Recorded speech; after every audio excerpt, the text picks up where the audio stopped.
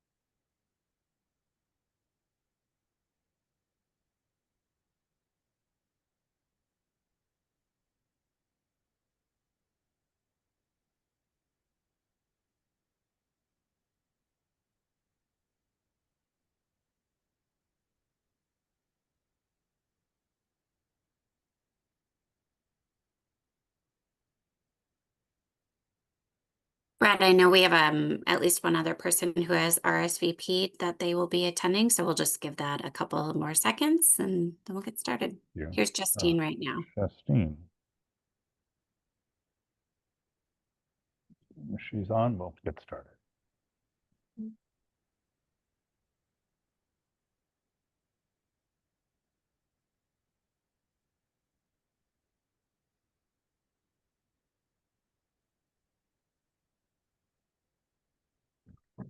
All right, good evening, everybody.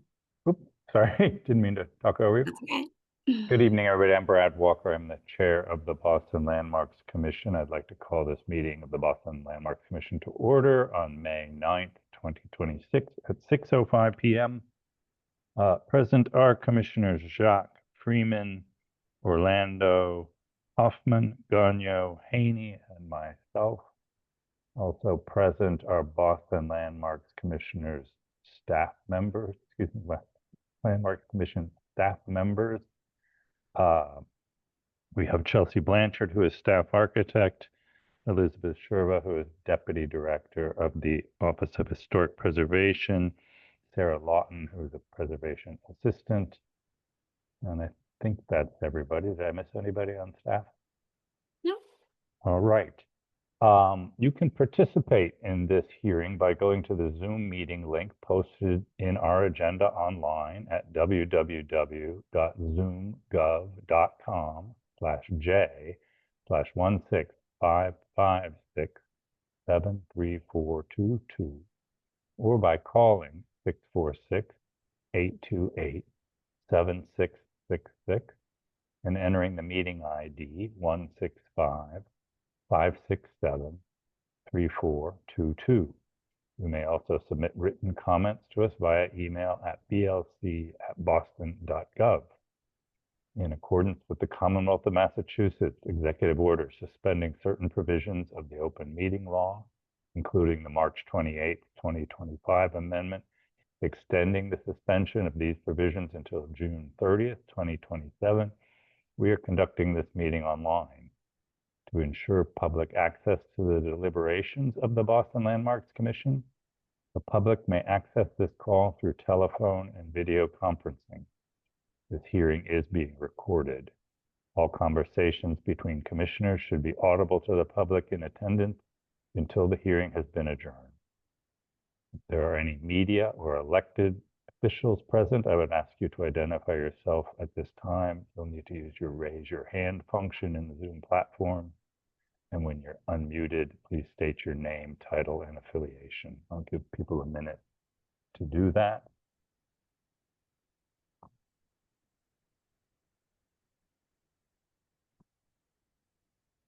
I'm seeing nobody raising their hand. I'll briefly summarize tonight's agenda. It's quite brief. We're going to discuss the ratification of meeting minutes for May 26th. We have one Article 85, demolition delay, project to review, and then staff and commissioner update. The meeting minutes were distributed early this afternoon for May 26th, 2026. And I think I want to give commissioners a little more time to review those. So we're going to postpone review and discussion, voting to approve those until our next hearing. I'm going to move on to the demolition delay. The purpose of the, excuse me, tonight's demolition delay is for 5 Ashland Street in Dorchester. The purpose of this hearing is to determine whether the Boston Landmarks Commission should specify a demolition delay period pursuant to the Boston Zoning Code, Article 85, Chapter 665 of the Acts of 1956, as amended and as applied to 5 Ashland Street. Tonight's process will have 2 steps. In the first step, the Commission will determine whether the buildings are preferably preserved. The Commission will then vote to invoke a 90-day demolition delay if it finds that it is in the public interest for the buildings to be preserved or rehabilitated rather than demolished. In the second step, if the Commission invokes the demolition delay, it will evaluate alternatives to demolition and review the proposed project. The Commission may consider waiving the delay if it finds that there are no feasible alternatives to demolition. I would now like to ask Staff Architect Chelsea Blanchard to please review the staff's finding regarding the significance for 5 Ashland Street. Thank you, Brad. The BLC staff has determined that 5 Ashland Street is significant within the meaning of the ordinance, specifically from Section A, Section 85.5.3A states that the building is listed in the Landmarks Commission's Comprehensive Preservation Survey as a building that is listed on the National Register of Historic Places or recommended for such listing, or the subject of a pending application for such listing.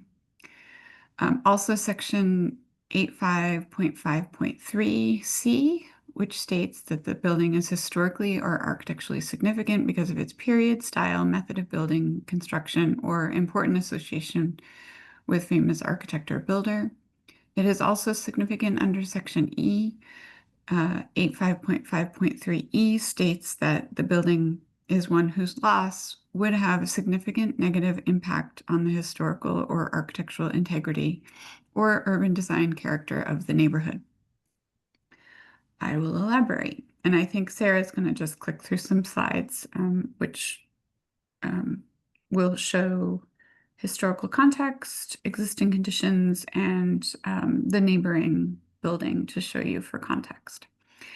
The building located at 5 Ashland Street is a contributing building to the Harrison Square Historic District, which is also known as the Clam Point Historic District, which is listed on the National Register of Historic Places.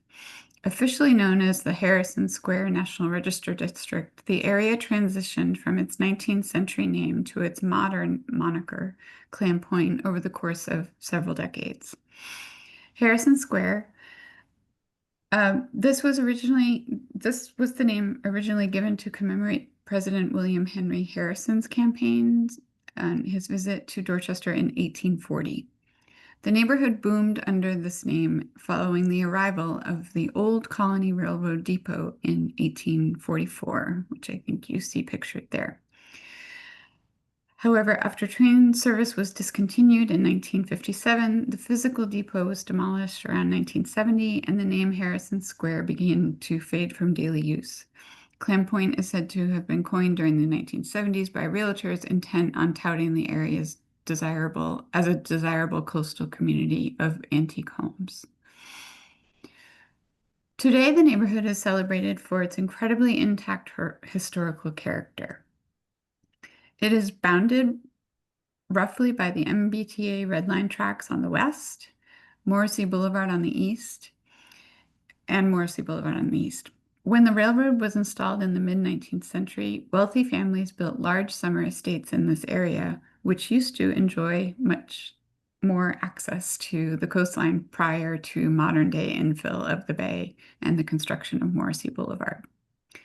Clam Point contains Boston's most cohesive, intact collection of mid-19th century mansion-scale Italianate mansard residences. Many were designed by noted architect Luther Briggs Jr. Unlike much of Dorchester, which was densely filled with multifamily and triple-deckers during the streetcar boom, many properties in this pocket of Dorchester still retain their large, originally historic yards adorned with grand granite gate posts. Over time, reversible alterations have been made to numerous buildings in the district. Changes to the original fabric have certainly occurred with considerable frequency. The siting, the form, and the elements of Clam Point's residence are essentially intact, characterized by the boxy square and rectangular main blocks with extensive multi-segmented rear Ls. The residential buildings on Ashland Street, which you'll see in the next couple slides, represent the full spectrum of housing forms and historical architectural styles extant at Clam Point.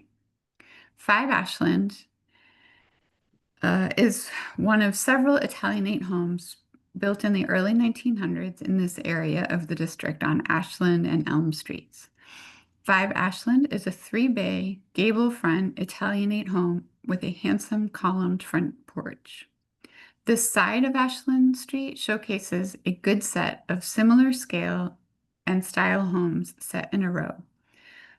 Listing in the National Register of Historic Places does not provide any protections to the individual buildings or any of the buildings within the historic district.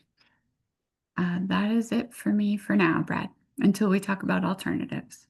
All right, thanks, Chelsea. I'm now going to invite the applicant to present information that would assist the commission in determining whether this building is historically significant or architecturally significant. And you may also address the condition of the building. Your presentation should be limited to information regarding the significance and condition of the building and should not address at this time alternatives to demolition, a proposed project, or the suitability of the building for any proposed use. Is the applicant or a representative of the applicant present? I don't know who that is. I think it will be Ray, if I'm not mistaken. Ray, you should have access to unmute yourself.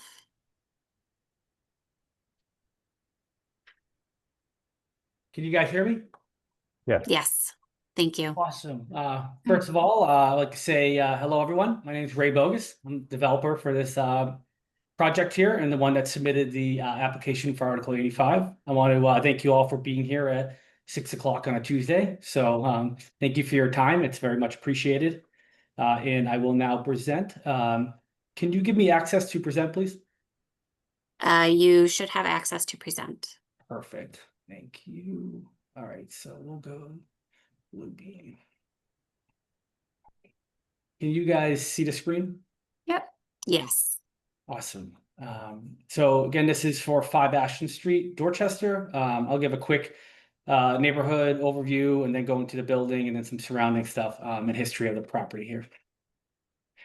So location overview, as Chelsea just did a nice job. So I apologize. I'll go quick through these. This is the neighborhood. It's the focused area on the map here.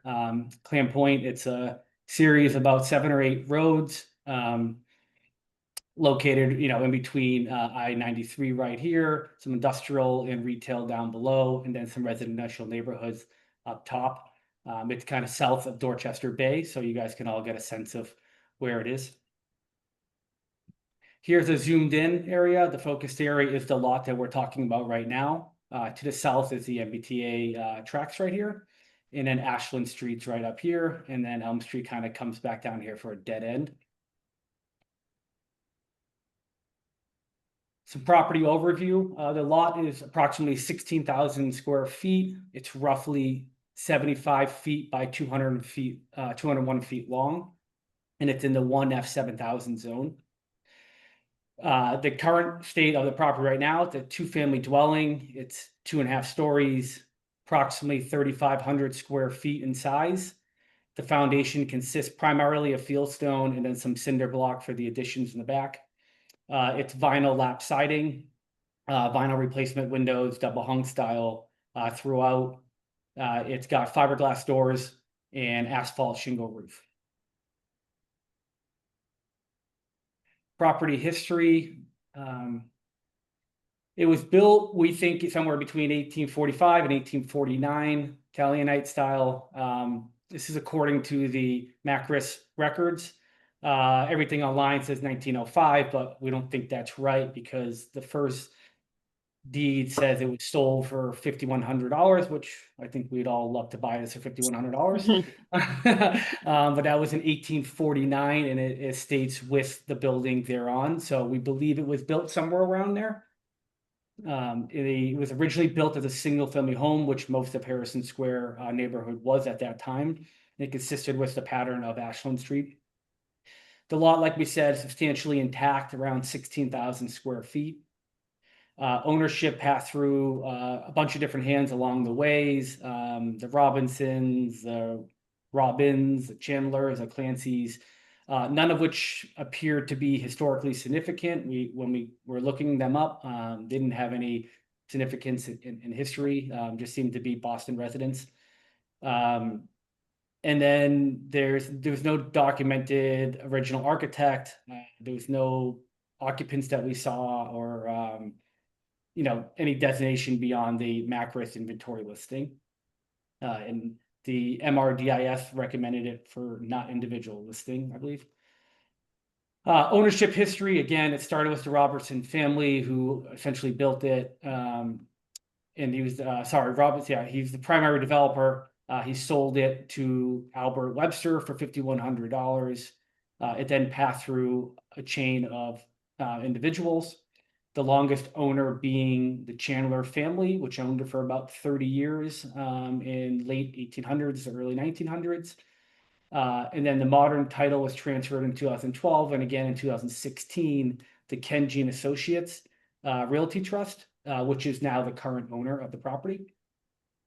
There is, again, no evidence of a significant person that lived in here. Again, we did our best to do our research, but we couldn't find anyone that was of significance. Property architecture, 2.5-story front gable wood frame home. It's got, a 1-story front porch, the width of the property, as you guys saw. It's got a large chimney. It's got a large lot that goes back from in the backyard of the house. The form and massing seems to be pretty consistent with when it was built in the 1850s. It was identified as Italianate style home, but it's been significantly altered over the years, including the front porch, which the current owner claims was replaced in 2002. It's been replaced with modern materials, vinyl, asphalt, fiberglass. It is the integrity is mixed, but the basic lot, where it sits in the lot, the massing of the lot, that's all stayed the same since it was built. And this most significant part of the home seems to be the district that it sits in the homes around it, if you would. These are some pictures of the home. This is kind of the front side of it. As you can see, the porch, it probably mimics the original design, but it's modernized. The siding, the windows.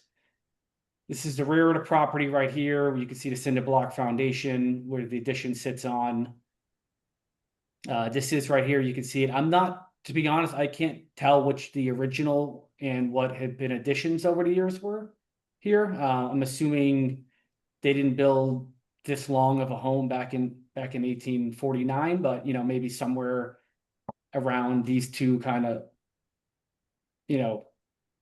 boxes, if you would, of the home would probably seem to be fitting for what the original structure was. And then this is the side, and I apologize for the picture. Chelsea had a much better one from this side. If you look at her picture, I was on the ground, not logically thinking about it. The trees were a little grown in at the time, so apologize for that. Here are some of the historic properties. These are the homes. I'm very familiar with Clam Point, and I'll show you later. We've developed some properties in the neighborhood. So these are some of the homes that when we walked around, these are what we think make Clam Point or Harrison Square. Like, this is what makes this neighborhood historic. These homes right here, beautiful architecture, great detail on them. The roof lines are incredible. The window structures, it's just the materials they use, just stuff you don't see today. It's almost impossible to build like this today with these kind of details. Even the height of them in general, when you walk by them, they're massive. They're probably 45 feet high for 3 stories. They're just very, very unique homes in the neighborhood, and really, really makes it pretty, like a pretty neighborhood to be in. Again, here's some more examples. As you can see, roof lines and the detailing and the brackets and the window shapes, just stuff that's really, really hard to make today. Like the railings are beautiful in this building, all cast iron. And then there has been a lot of new construction in Clam Point as well. And here are some examples of the new construction. So this is 6 Ashland. This is directly across the street from 5 Ashland. It's a 3-story structure with a peaked roof. So it's actually going to get, probably around 40 feet high. This is 17 to 19 Ashland. This is this is 2 houses. So the 3rd house up from here. And this was rehabbed, but modernized into a 4-family today. This is 19 Ashland. This was an historic rehab from a federal style home here with the additions here in the back. We actually did this development ourselves here. We thought this came out really nice. And I don't know if any of you guys remember, but the board actually really liked the design when we presented it to you before we started construction. And then here's some ones on Elm Street. So if you remember Designer Street, Ashland went like this. I'm sorry for my mouse. And then there's a dead end in Elm Street here that kind of sat behind the property. And these 3 homes were, 3 multifamilies were built back then. 5 units, 6 units, 4 units. And then these are comparable homes to the neighborhood. So this starts at the end of corner of Park Street and Ashland. And then as you go up Ashland Street, you get to 3 Ashland, 5 Ashland. They're similar style homes, but 1 Ashland seems to have kept some of this historic detailing, the siding, the window trims, the original porch. And then 3 Ashland, it's been, we'll say, altered, but not quite as much as 5 Ashland's been altered. And again, this one was once probably a beautiful home. It's essentially been pretty, there's been a lot of alterations to this home over the years. It's not in the best shape, but we're not here sitting there telling you that is the reason why we're asking to demo this property. It could use probably a gut rehab, full residing, roofing. There's nothing in it that you really keep. New windows, in terms of salvageable or conditions you would keep in it. But that's not why we're sitting here today asking for to be able to demolish the property. Here are our sources for the information, and then we will open it up to questions from the board.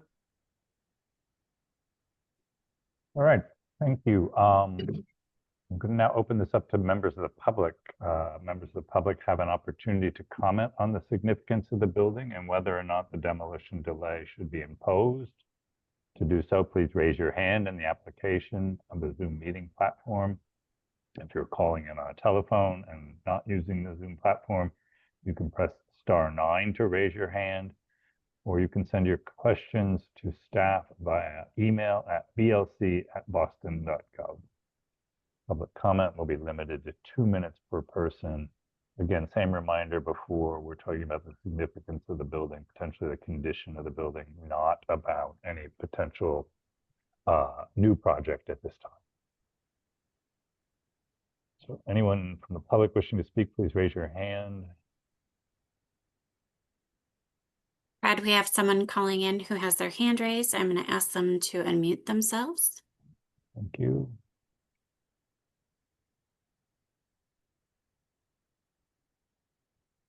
You should be able to unmute yourself and let us know your name, please. Hey, can you hear me? Yes. Hey guys, appreciate the time. I'm down the street a little bit over on Everett, so I'm familiar with the neighborhood. Saw the flyer the other day and figured I might as well just call in and see what this was about. I guess I'm a bit just confused why this is being held in the first place. If you walk up and down the street, I think this house sticks out like a sore thumb. It does not look like the others. I would say it's definitely a dump compared to everything else that's around it.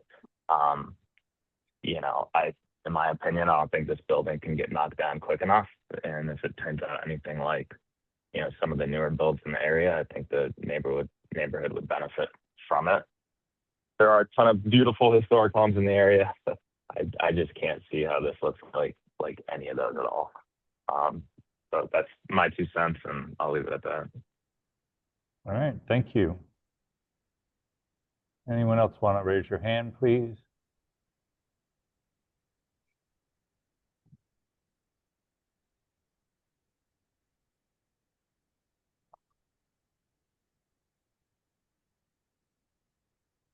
All right, I am not seeing any other requests for public comment. Let me ask the Landmarks Commission staff if we've received any written comment on this matter. We have received one letter from Jeff Cronin, which seems to be in favor of invoking the delay, All right, as far as I can tell.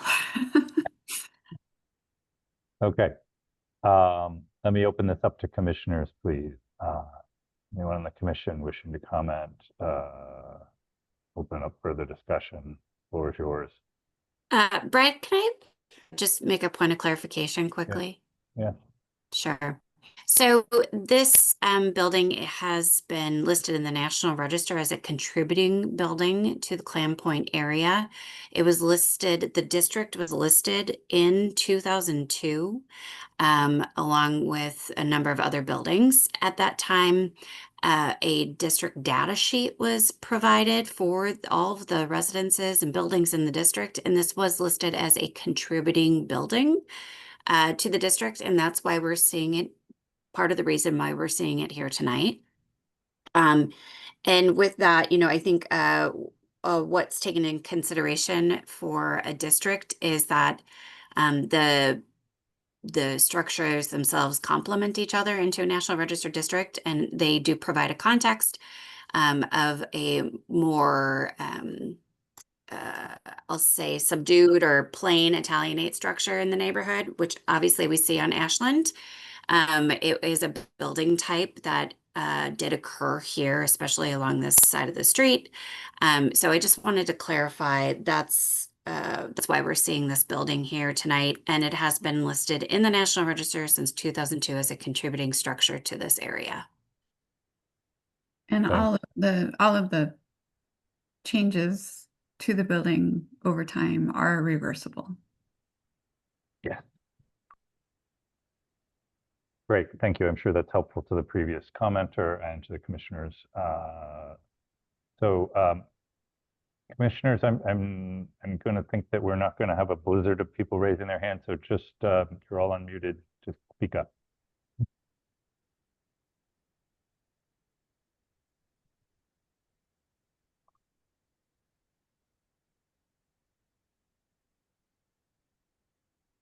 Hi, this is John Freeman. I will often speak up vehemently to save buildings like this. I think this one is a little bit harder. It's everything that Chelsea and Liz said is absolutely true. It's absolutely reversible. It could be turned into a wonderful building.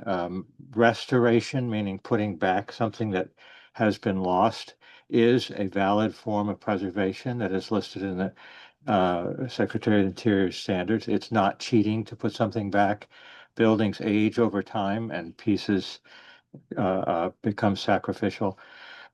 So I think it would be a wonderful project to bring it back or to work with a developer to find a way to use the site. My question really is there the incentive in the neighborhood to do that? You know, we don't have a lot of people testifying here, as we frequently have a lot of strong opinions and, you know, love for these buildings, and maybe it's an inconvenient night. I hate to see something just sit. John, can I respond to that? Please, please, please. Yeah, I think- this is a form of a question, actually. Sure. Yeah, no, what I think Ray very skillfully showed I think he showed about 6 new projects that have happened like within the last 10 years in Clam Point, right? So they are big projects that have taken advantage of these very large lots in Clam Point. They sort of push the boundaries of the zoning envelope where we're changing the nature of this neighborhood by allowing things to get demolished and also very large things to be built in their place. And so I think that as more of these properties come under development, we're going to see sort of a tidal change in Clam Point. And at that point it will be too late, right? So that's what we always lament, is that we let so many of them go, and now we have a neighborhood of really not historic and large inappropriate buildings in a National Register district. So I think that's sort of the impetus for sort of taking a stand on these, you know, smaller scale Italianate buildings that might not raise, you know, to the level of like a Queen Anne or a stick style, but we're going to start to see major change in Clam Point. And I think that the residents of Clam Point will feel it a little bit later than they have time to do anything about it. I think that's really helpful, Chelsea. One of the things I was going to say is it's not just the wealthy that are worth preserving. It's the neighborhoods that are representative. Right. You know, I think it's still a question of will this get preserved, or does the developer want to work with us to find a way to preserve it? Yeah. But These two I've got- buildings right here, John, are the adjacent buildings. Let me So just- you can see that with some. Can I just finish what I was saying? Actually, Yeah, sorry, John. I'm actually going to argue your point. One of the things that I've said for all the years I've been on the commission, which is maybe really all the decades, is when in doubt, err on the side of preservation. So the conclusion I'm going to come to is let's give this a chance. And I think that we should argue it that way, that, you know, let's give this building a chance to become what it once was, and not just dismiss it. Agreed. Jeff Gagno, you had your hand up, I think. Yes, thanks. Liz or Chelsea, so when the survey was done during the nomination process in 20, whatever that was, the building was in a certain- 2002. the building was in a certain condition. We didn't get a lot of information about the current condition of the building, other than there have been some obvious unsympathetic changes to it, some of which are reversible. But is it possible to say whether there was a material decrease in the condition of the building over that time since the designation that would warrant a change in its contributing nature? From the documentation that was supplied in the National Register, I wouldn't be able to say that there has been a decrease in loss or retention. It wasn't documented to that level in the National Register nomination. Although the street views show it, so it looks essentially the same as it did at that time. 2007 is the earliest street view, and Chelsea's right. Okay. Yeah. And then the second is, I mean, a 16,000 plus square foot lot means that there's potentially a lot of room to keep this house and do Yes. something else on the site. So it would seem to me that I know it's more complicated, and depending on access to the rear of the site, if this is pushed toward the front and there's a, side way to get to the back of the property, would seem to me to be the best of both worlds, to keep the existing building if possible and to build additional units elsewhere on the site if they could be accommodated. So I know we don't know what's being proposed, but it would seem to me to be that if the building is not in danger of imminent collapse and could be renovated, the development program might be to do that and then to build additional structures elsewhere on that very large site. So that's all I want to say. Oh, and also to stick up for John, as a Dorchester resident, I have to stick up for John Fox, who's the best architect represented in Clam Point, and his houses are really spectacular. So you should walk around there and see some. Is this a John Fox house? No, I don't think so. Oh, you just mean the other houses? Yeah, the other houses. Yeah, I know John Fox work well. Mm. Other commissioners?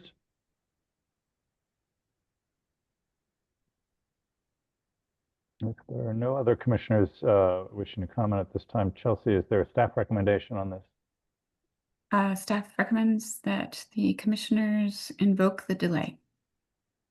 All right, and I would move to the next step, which would be to see if there is a motion to invoke the demolition delay. Jeffrey? I'll make the motion to invoke the demolition delay. This is John Freeman. Thank you, John. I'll second that. Brad, Jeff Haney. All right. All commissioners present will be voting. Commissioner Jacques, Yes. Commissioner Freeman, Yes. Commissioner Orlando, Yes. Commissioner Hoffman, Yes. Commissioner Gagnon, Yes. Commissioner Haney, Yes. and I vote yes. So the demolition delay has been invoked. The Boston Landmarks Commission finds that it is in the public interest it is preferable that the building at 5 Ashland Street be preserved or rehabilitated rather than demolished.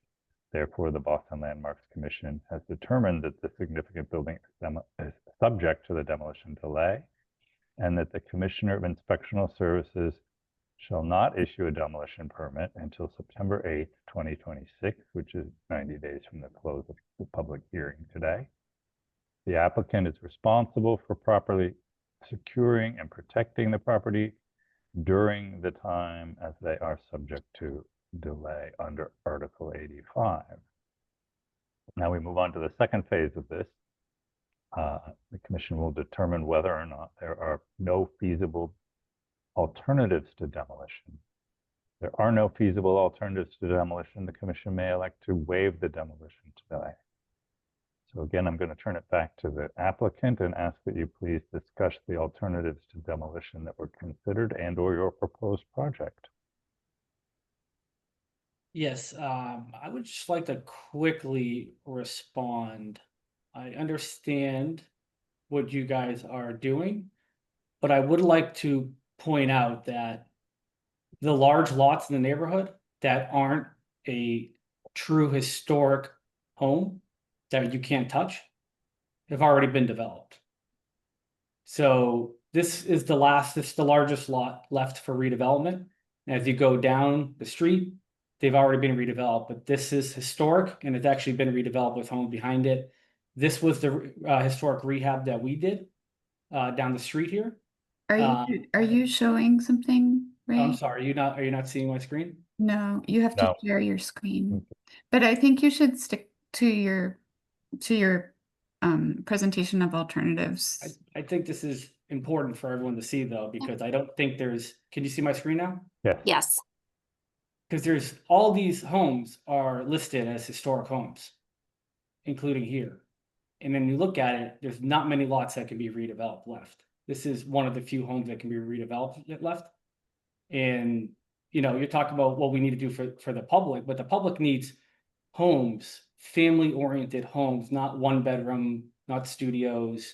And that's what we're presenting here today. And I'll show you the alternatives that we came up with. And one of the board members actually, one of our designs here. And we didn't go the route of we're going to try to make these look as bad as possible. I don't have that in me. And I can honestly say that we've done the historic rehab up the street, and I thought that was important for the neighborhood context. It was an old historic building we felt was significant.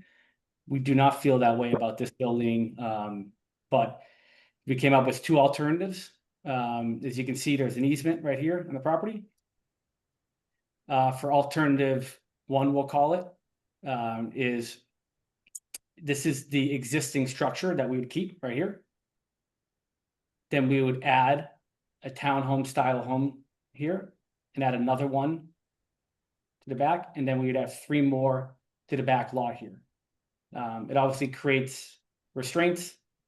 You know, you're a lot closer to a lot more people, and you're a lot closer to the MBTA train tracks, making this more expensive home for a developer, which then turns to be more expensive for the end user.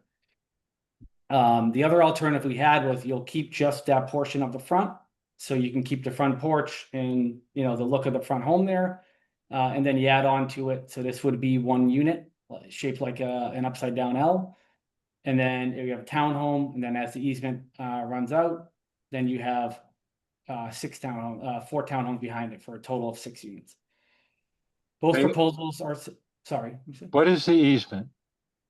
The easement's just from the 9 Ashland. They own an easement that says we can't build on it.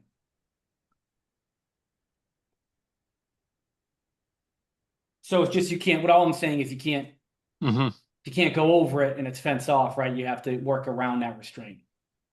Just an additional thing. And then you can't build within 30 feet of the train track. So you lose the back portion of the site as well, just because it's the MBTA zone of influence. And then if we go down through here, this is the option that was all one building, not the ones in the back. So you can see the existing structure here, and then the new construction behind it. And then this is what the side would look like. And then here, the other option is, right here is the existing structure. Then you have the townhomes.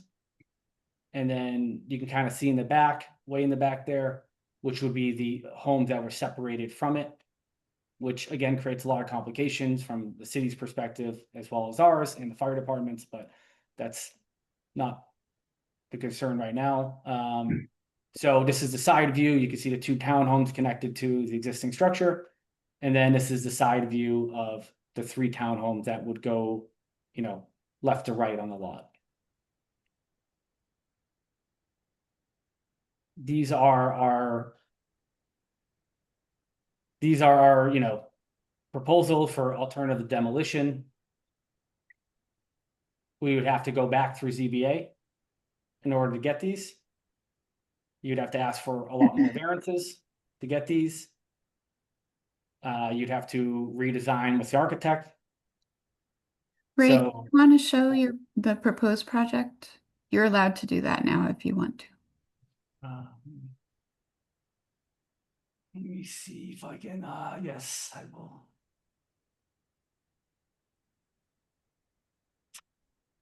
Let's see here.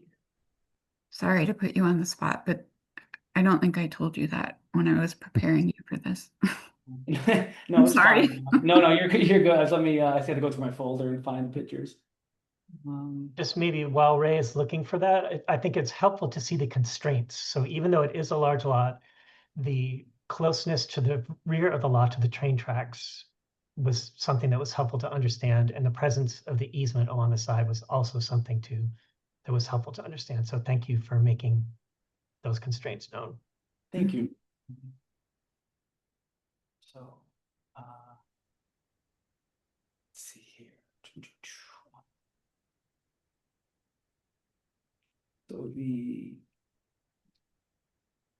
So this is, can you? Yes. Sorry. We could see it, now we can't.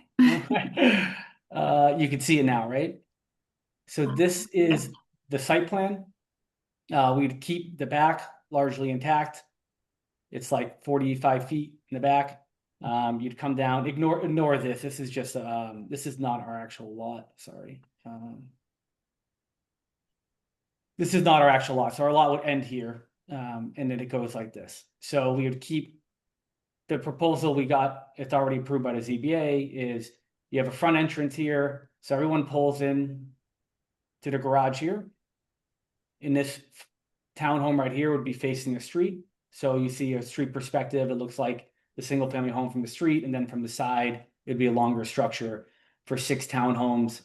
Each townhome has 3 bedrooms with a 4th bonus room that can be a bedroom or an office, 2-car garage, living room, dining room, kitchen, and 3.5 bathrooms. We designed these for families.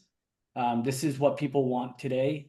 They want single family homes. Most people can't afford single family homes, especially in the city where they're, $2+ million.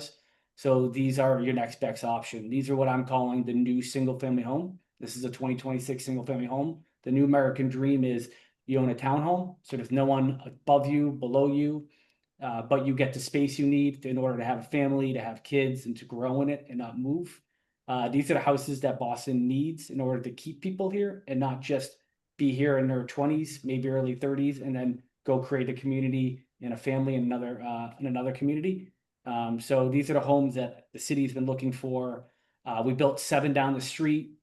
They sold very, very quickly. Everyone's very happy there. We got over a dozen support letters for this project.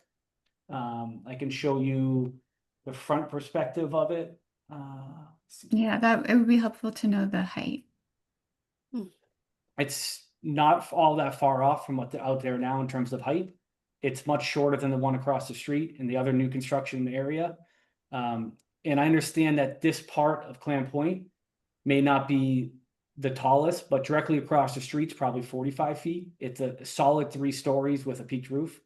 And as you go through the mansions on Upward Mill in Dorchester meet, those homes might be 2.5 stories, but their roof lines are huge and they're probably 45 feet tall. They're very, very large structures. They're probably 14,000 square feet, some of them. They're absolutely massive. They're beautiful, beautiful structures, but they're not like this structure. They're not a smaller 2.5 story, 33 foot structure. This is actually closer to the existing structure than some of those other homes, but like I said, there's a lot of homes in this area that are taller and have bigger massing, but this is what we were proposing for the front to try to blend it into the scale of the neighborhood. We may not love the colors. We're going through a design review, but the point of it was to kind of create some peaked roofs, 2.5 story structure, as well as creating functionality on the inside where people can live and not grow out of it. Thank you. You can show more of it, or you don't have to. But, I think it's great for us to be able to see the proposal. This is not a. This is not a. Like this is an older one. I'm sorry, I don't have all the renderings in front of me now, but you can see the scale from the side. It's going to be, they're all 3 stories. But this is actually that's a much older one. I apologize.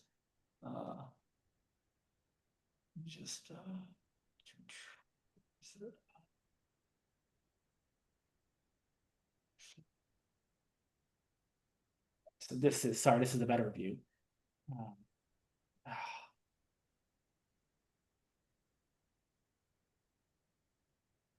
Well, I have a pen right now. I apologize. I don't know what's happening with my computer. It's okay. I think we get the picture, and this is not because of the narrowness of the lot. This view, I mean, I'm sure the abutters will experience this, but walking by on the street front, you'll have less of a chance to see all of this. I mean, you'll know something is there, but you'll never experience this. No, the plan is to keep a lot of the existing landscaping, so you won't see a lot of this, and you'll keep the existing landscaping. Part of the deal I made with the current seller, who actually lives in the neighborhood at the property next door at 9 Ashland, was that I will keep the existing landscaping all along the front and all his mature trees there. And the reason behind that was we didn't want to they're really, really nice big trees that create a lot of nice privacy. So we didn't want to, go ahead and wreck that. And I apologize. Let's see here. I can't. Brad, I'm going to suggest that we move along. I believe we have all the information we need. All right, let's open this up to public comment and see if anyone in the public on the call has comments on these alternatives to demolition.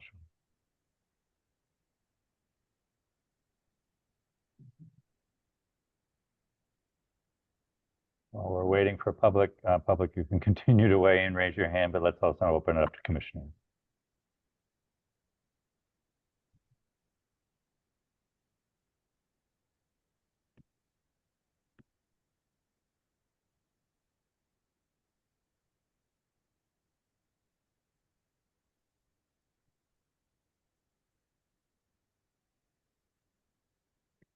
Commissioner Gagne. I'm sorry to speak again. I just want to clarify that to Mr. Bogos, that even though this is a less architecturally sophisticated building than some of the others in the neighborhood, it has the exact same status as every other building in the neighborhood, meaning it's a contributing element to the district. So while we may think that there are grander buildings, this one actually is deemed to have the same amount of significance. So I just wanted to clarify that. I apologize if I came off. I'm just trying to like diminish it. I was, saying there's a lot of. I'm not going to say it's the most niceness in the beautiful house in neighborhood. the neighborhood, so I'm not going down that road, but technically it has the same level of designation significance.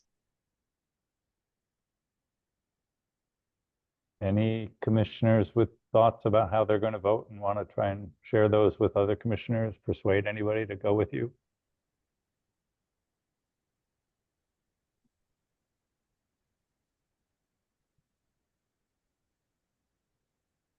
This is a really interesting neighborhood. If you ever get the chance just to take a little walk, it's very isolated. It doesn't feel like it's part of the rest of Dorchester. So I highly recommend it. All right, if we're not going to hear from commissioners or the public, I'm going to throw it back to you, Chelsea, and get staff recommendation. So staff still recommends that we not waive the delay. Okay. So I would entertain a motion at this time. Find that there is no alternative to demolition and that we waive the demolition to delay. Did I say that right? We waived the. It's so hard, this language. Yes, you did. All right. We waived the demo delay. Is there such a motion?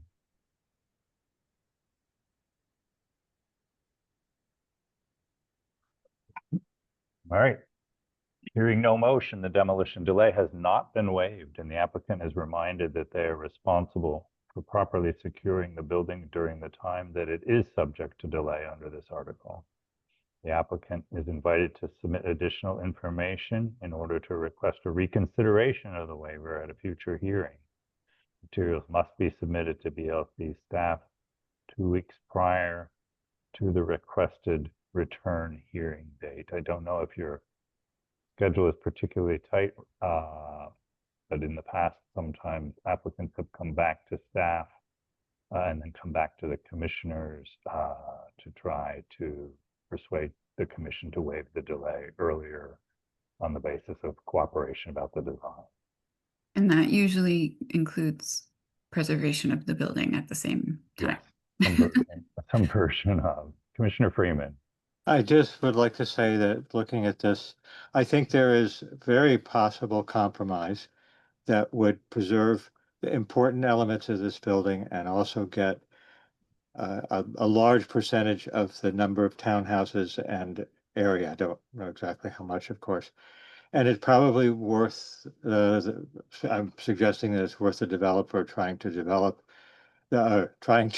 design a different way to treat the front and perhaps even move part of the building forward that the commission might entertain. I think there's a good chance it would be overridden.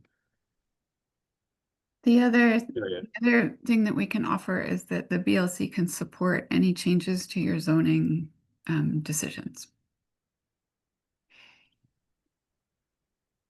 All right.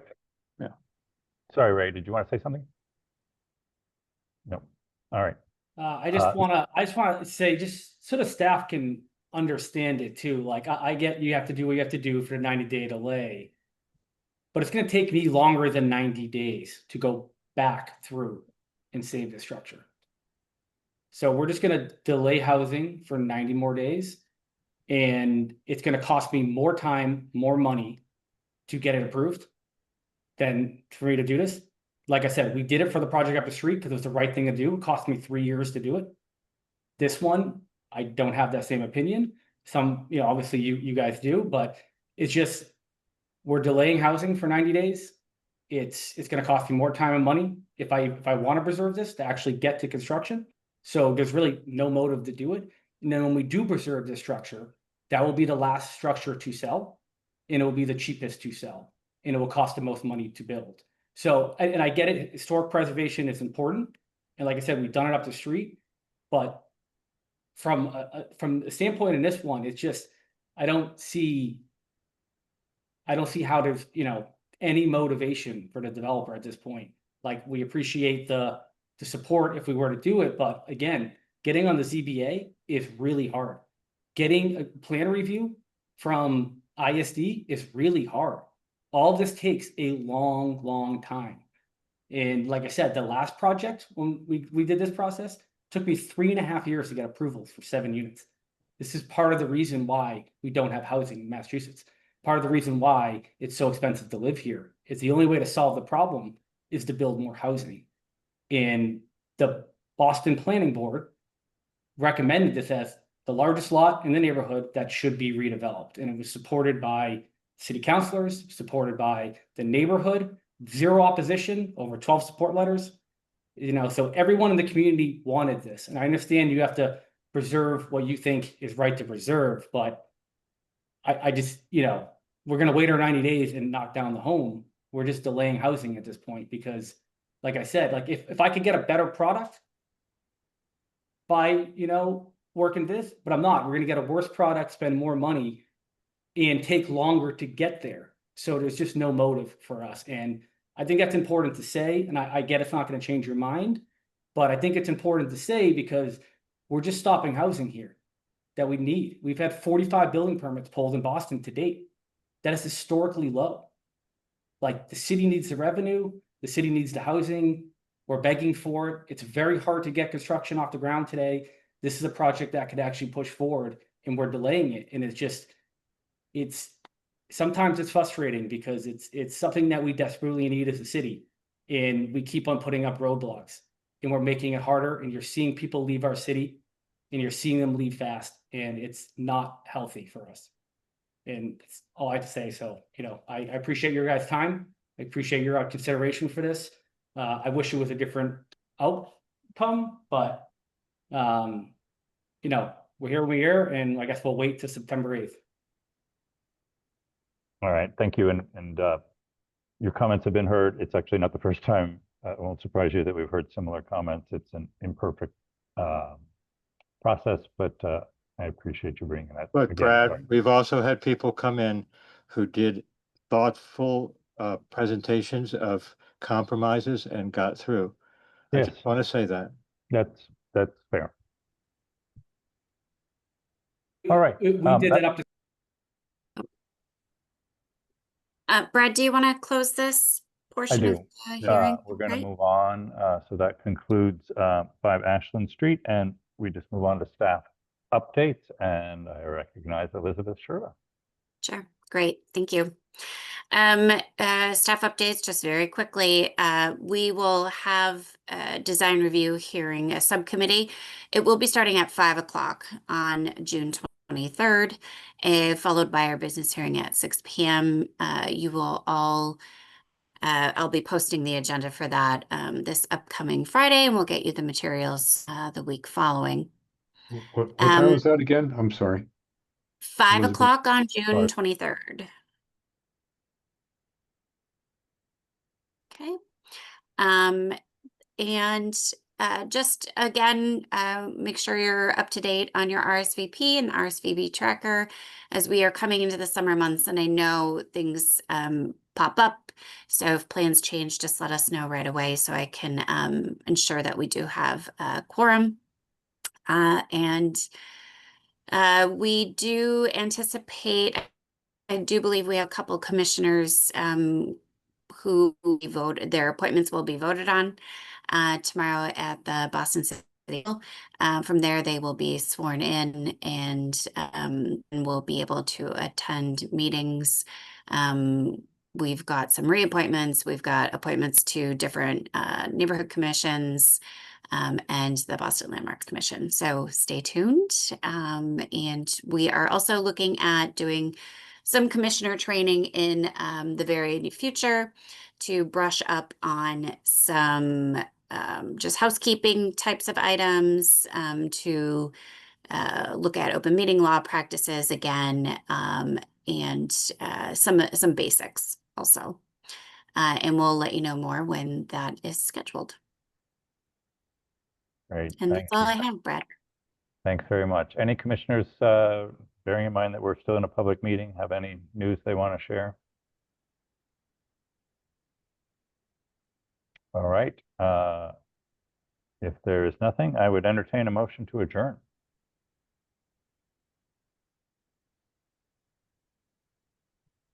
Making that motion, Brad, Jeff Haney. Thank you, John. Second, John Freeman. Thank you, John. And that's just a voice vote. So all in favor, please say aye. Aye. Aye. Thank Any you, opposed? everyone. All right. Have a good night. Thank you. Thank We're you. adjourned. Aye. Appreciate it.